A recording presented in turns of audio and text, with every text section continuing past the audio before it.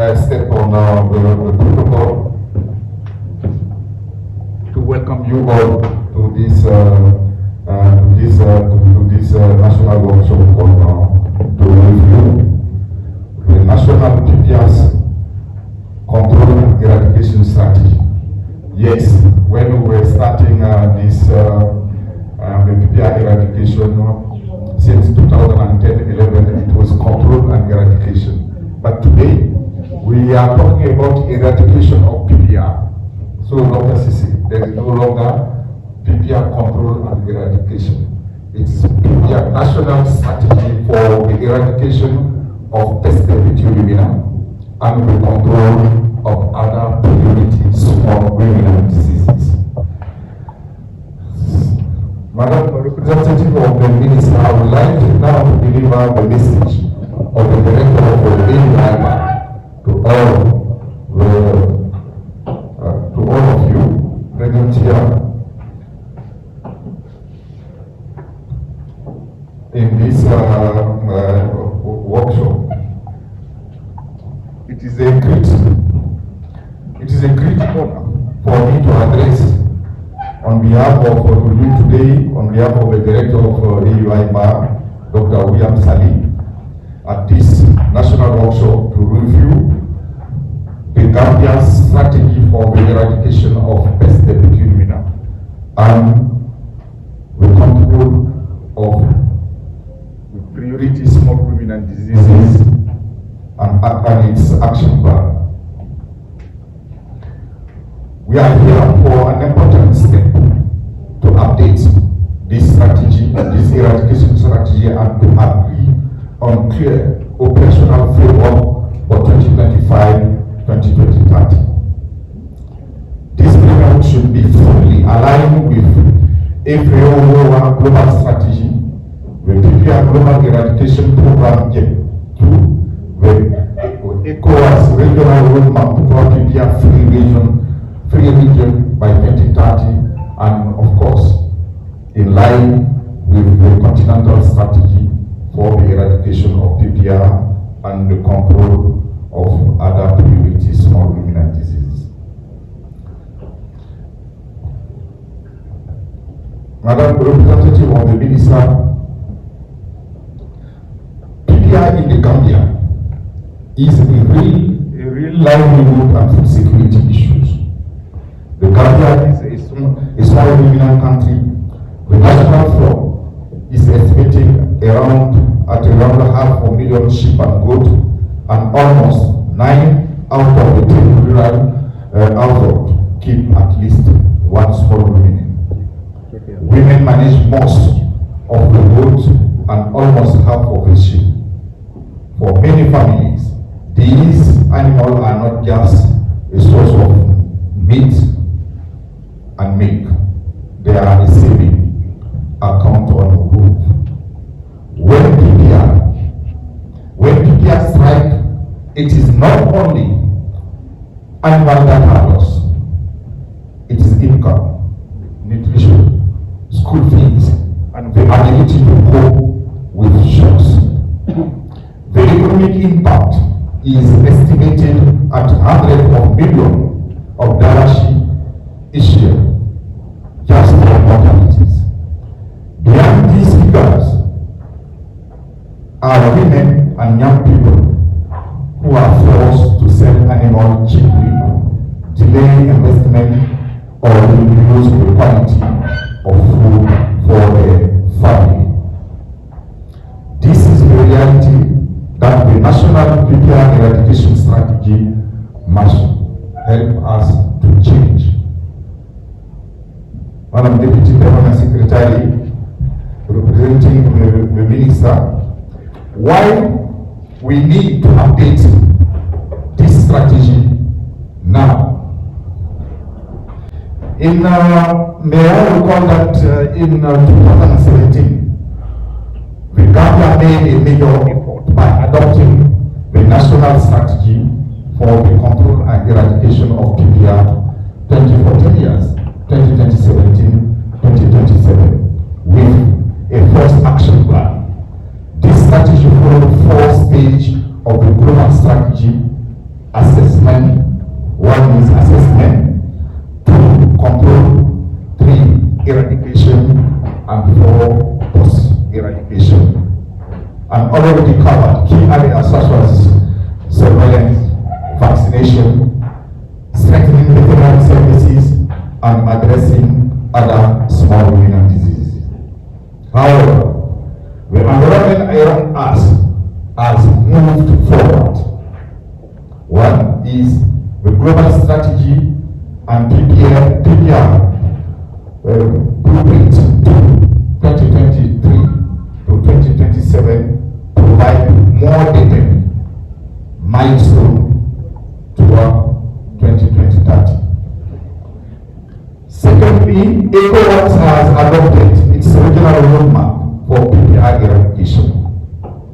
Third, the European Union is supporting through Hiver the Pan-African Eradication Program that offers a common framework for member states.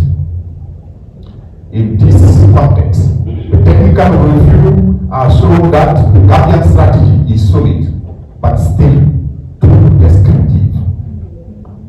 Its need to be better linked to PPR 2 and the Pan-African Program, to integrate a stronger risk analysis and contingency plan, to include a clear communication strategy, and to define a realistic monitoring and evaluation and financing pathway.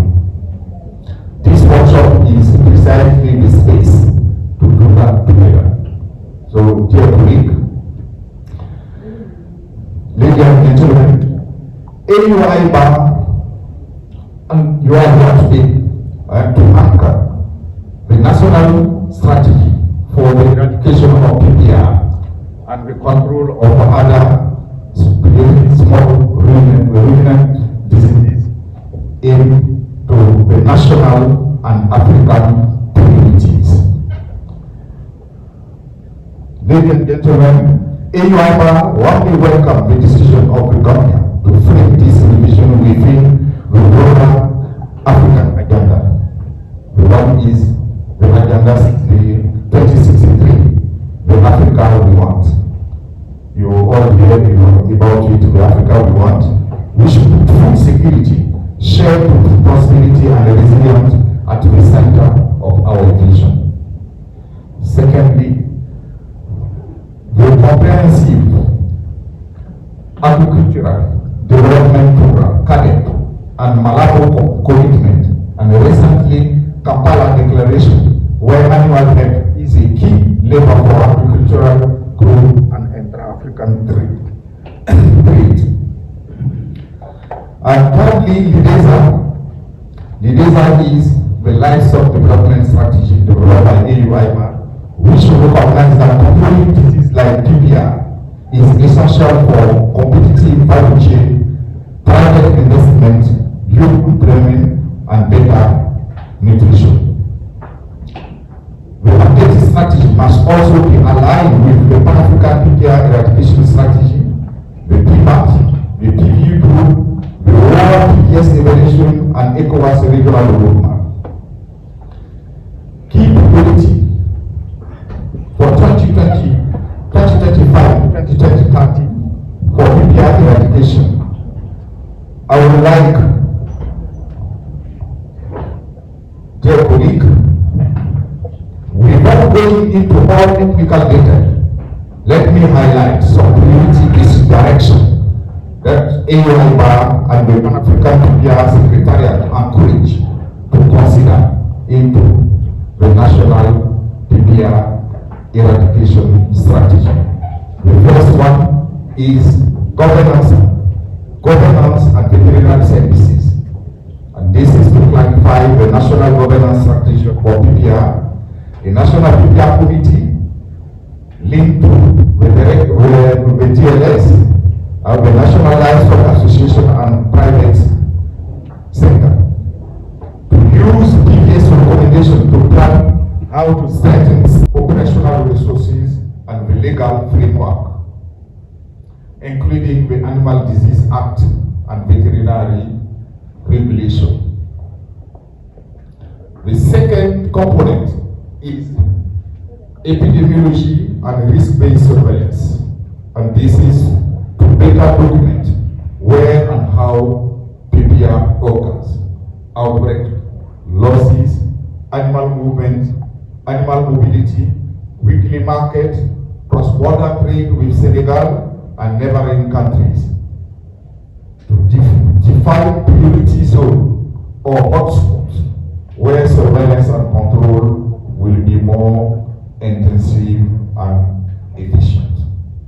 The third component is vaccination and the control of other measures. And this is to move from hard campaign to a structured vaccination strategy with clear coverage targets, systematic PV, and a clear link between mass vaccination, targeted vaccination, and the country PMAT stage. To combine PPR vaccination with action against other major diseases of small ruminant, such as pasteurolosis, cerebral fever, parasitic diseases, to maximize benefit for farmers. We are all aware that there is an active outbreak with cerebral fever in Senegal, Mauritania, and of course Gambia is at risk with human mortalities. And today, Hiver with other international organizations are coordinating effort to provide support to the affected countries and countries at risk. The fourth component is laboratory quality and network.